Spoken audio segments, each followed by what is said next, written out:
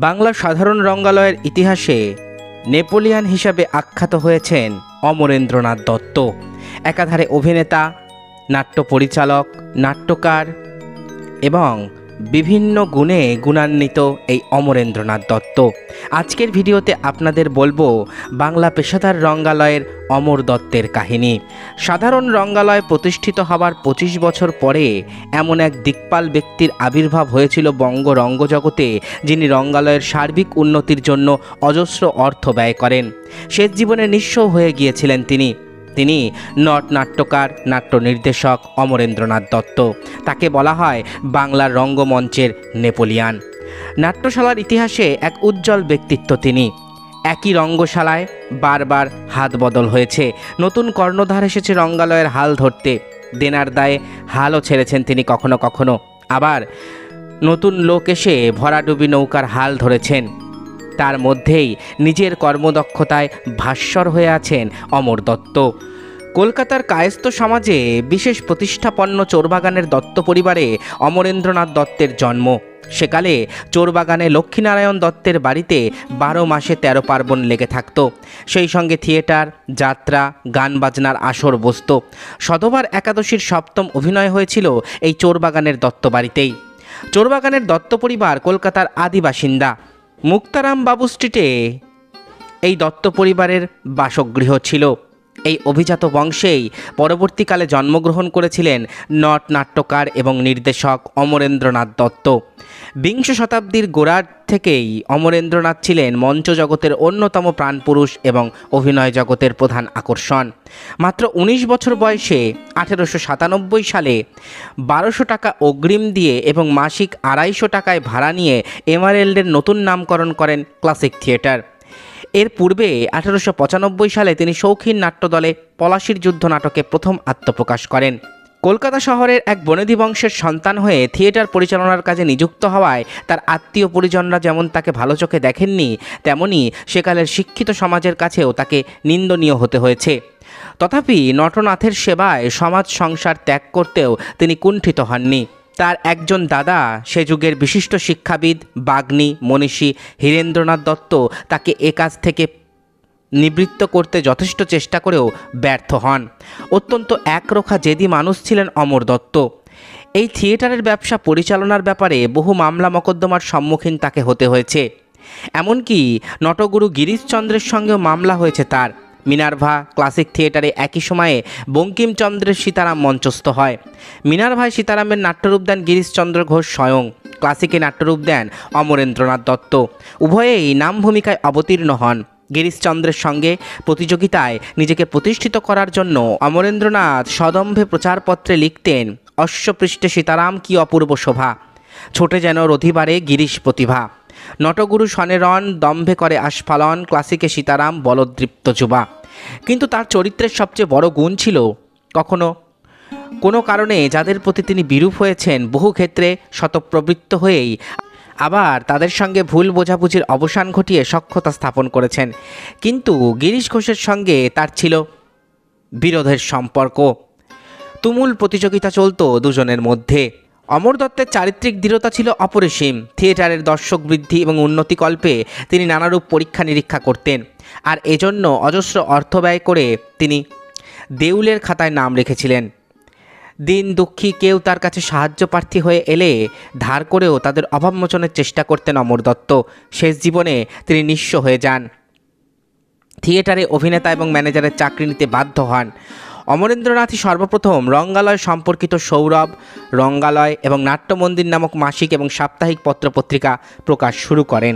সে যুগের সুষ্ঠু সম্পাদিত এই মাসিক ও সাপ্তাহিক পত্রিকাগুলি নাট্য গবেষকদের কাছে মূল্যবান দলিল রূপে আজও সমাদৃত।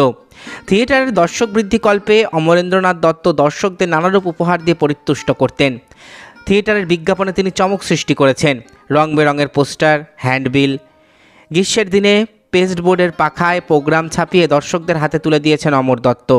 দর্শকেরা সেই হাত পাখায় একবার হাওয়া খেয়েছেন, আরেকবার দেখেছেন প্রোগ্রাম। থিয়েটার ব্যবসা পরিচালনার কাজে তার অনুসৃত পথ পরবর্তীকালে থিয়েটার ব্যবসায়ীরা অনুসরণ করেছেন। চলচ্চিত্র শিল্পের প্রথম যুগে দর্শকদের আকৃষ্ট করার জন্য নাটকের মধ্যে ছায়াছবির কিছু কিছু টুকরো দৃশ্য দেখানো হতো। এই ব্যবস্থা প্রথম অমর দত্তই করেছিলেন। যেমন কৃষ্ণকান্তের উইলে গোবিন্দলাল নৌকায় করে আসছেন, ছবি শেষে দেখা গেল মঞ্চের সেটে গোবিন্দলালের গৃহে প্রবেশ। নাট্যশালাকে জনপ্রিয় করার জন্য এই রকম বহু চেষ্টা করে গেছেন অমরেন্দ্রনাথ দত্ত। সাধারণ রঙ্গালয় প্রতিষ্ঠিত হবার 25 বছর পরে অমরেন্দ্রনাথের মতো করিতকর্মা পুরুষকে যদি বঙ্গ রঙ্গমঞ্চে না পাওয়া যেত, তাহলে রঙ্গমঞ্চের অগ্রগতি কিছুটা হলেও রুদ্ধ হতো বলে অনেকে মনে করেছেন। অমরেন্দ্রনাথের অভিনয়ের সময়কাল প্রায় 1896 থেকে 1915 সাল পর্যন্ত। অভিনয় জীবনে classic theatre, emerald theatre, Minerva theatre, grand theatre, new classic, star theatre, great national থিয়েটারে অভিনয় করেছেন অমরেন্দ্রনাথ দত্ত। তার উল্লেখযোগ্য নাটকের এবং চরিত্রের নামগুলি হল নল দময়ন্তীতে নল, দক্ষযজ্ঞে মহাদেব, হারানিধি নাটকে অঘোর, বিল্লমঙ্গলে বিল্লমঙ্গল, দেবী চৌধুরানীতে ব্রজেশ্বর, হরিরাজ নাটকে হরিরাজ, বুদ্ধদেবে বুদ্ধদেব, রাজা ও রানীতে বিক্রম, পূর্ণচন্দ্রে পূর্ণচন্দ্র, আলীবাবায় হুসেন, মেঘনাথ বদে মেঘনাথ, প্রফুল্ল নাটকে ভজহরি, ইন্দিরাতে উপেন্দ্র, নির্মলা নাটকে কিশোর, প্রফুল্ল নাটকে যোগেশ, সিন্ধু বদে দশরথ, দিলদার নাটকে গহন, পলাশির যুদ্ধে সিরাজ, সীতার বনবাসে লক্ষণ, কপালকুণ্ডলায় নবকুমার, সধবার একাদশীতে নিমচাঁদ, রাবণ বধে রাবণ, অভিমন্যু বধে অর্জুন এবং জয়দ্রথ, সীতাহরণে রাম, প্রতাপাদিত্যে প্রতাপাদিত্য, তরণী সেনে রাম, বিক্রমাদিত্যে বিক্রমাদিত্য, চোখের বালিতে মহেন্দ্র, শিবরাত্রি নাটকে সুবর, রঘুবীর নাটকে রঘুবীর, আনন্দমঠে জীবনানন্দ, পৃথ্বীরাজে পৃথ্বীরাজ, চন্দ্রশেখরে প্রতাপ, সরলা নাটকে বিধুভূষণ, বিজয় বসন্ততে বলবন্ত, কামিনী কাঞ্চনে প্রতুল, জীবন সন্ধ্যায় তেজ সিংহ, ইন্দিরা নাটকে উপেন্দ্র, কুসুমে কীট নাটকে কায়রো, আশাকুহকিনীতে অজয় সিংহ, রানী ভবানীতে রাজা রামকান্ত, বেহুলা নাটকে চন্দ্রধর, জীবন সংগ্রামে মির্জান, নরমের যজ্ঞে যজাতি, খাস দখলে মোহিত, পরপারে নাটকে বিশ্বেশ্বর, কাল পরিণয়ে মনীন্দ্র, জীবনে মরণে নাটকে শাহজেনান, বলিদানে করুণাময়, বাজিরাওয়ে বাজিরাও, রানা প্রতাপে রানা প্রতাপ, ধর্ম বিপ্লবে কালাচাঁদ, সীতাহরণে রাম, অহল্যাবায়ে মনোহর রাও, বিশ্বামিত্র নাটকে মন্দানীল, শাহজাহানে Aurangzeb, Sign of the Cross নাটকে মার্কাস, জয়দেব নাটকে জয়দেব, পাণ্ডবের অজ্ঞাতবাসে কীচক, মার্চেন্ট অফ ভেনিস নাটকে সাইলক ইত্যাদি নাটক এবং এই সমস্ত চরিত্রে রঙ্গমঞ্চে অমর হয়ে আছেন অমরেন্দ্রনাথ দত্ত। অমরেন্দ্রনাথ দত্ত যে শুধুই একজন নট বা নাট্য পরিচালক ছিলেন তাই নয়, ভারতবর্ষে পরীক্ষামূলকভাবে গ্রামোফোন চালু এবং তার বহুল প্রচারে অমর দত্ত পথপ্রদর্শক ছিলেন এই বঙ্গে। তারই পৃষ্ঠপোষকতায় 1902 সালের 2রা নভেম্বর ক্লাসিক থিয়েটারের সখীর দলের নাচ, সেই নাচের ক্ষেত্রে যে গান ব্যবহার করা হয়, দুই কিশোরী শশীমুখী এবং ফণীবালার কণ্ঠ রেকর্ড করা হয়েছিল তার আগে। শশীমুখীর গাওয়া আমি কি সজনী কুসুমেরি এই গানটি ভারত তথা এশিয়া মহাদেশের গ্রামোফোন কোম্পানির ইঞ্জিনিয়ার ফ্রেডরিক গেইসবার্গ সাহেবের রেকর্ডিং করা প্রথম বাংলা গান। খুব অল্পকালের মধ্যেই নট নাট্যকার, নাট্য নির্দেশক এবং রঙ্গশালার পরিচালক রূপে অমরবাবুর খ্যাতি ছড়িয়ে পড়ে। সে যুগের বহু খ্যাতিমান কবি, সাহিত্যিক, সাংবাদিকদের সঙ্গে তার বন্ধুত্ব ছিল। ক্লাসিক থিয়েটারে প্রায়ই আড্ডা বসত সাহিত্যের। অমর দত্ত রচিত নাটকগুলি নিয়েও অনেক গবেষণা হয়েছে। নাট্য সাহিত্যের রস গুণের বিচারে অমরেন্দ্রনাথের নাটকগুলি একটি বিশিষ্ট স্থান অধিকার করে আছে। নাট্যাচার্য শিশির কুমার ভাদুরী পরবর্তীকালে অমরেন্দ্রনাথের সমগ্র নাট্যজীবনের কার্যাবলীকে বিশ্ববিস্তৃত যোদ্ধা নেপোলিয়নের সঙ্গে তুলনা করে বঙ্গ রঙ্গমঞ্চের নেপোলিয়ান বলে তাকে আখ্যা দিয়েছিলেন। নটনাথের নৈষ্ঠিক পূজারী, বঙ্গ রঙ্গমঞ্চের অন্যতম প্রাণপুরুষ অমরেন্দ্রনাথ দত্ত 1916 সালে মাত্র 40 বছর বয়সে পরলোক গমন করেন। এতক্ষণ আপনারা শুনলেন বঙ্গ রঙ্গমঞ্চের নেপোলিয়ান অমরেন্দ্রনাথ দত্তের বর্ণময় জীবন বৃত্তান্ত। আশা করি ভিডিওটি আপনাদের ভালো লেগেছে।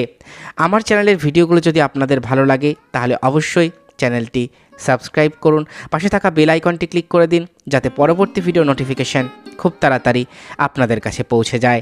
আজকের মতো এখানেই শেষ করছি। ভালো থাকবেন সবাই। নমস্কার।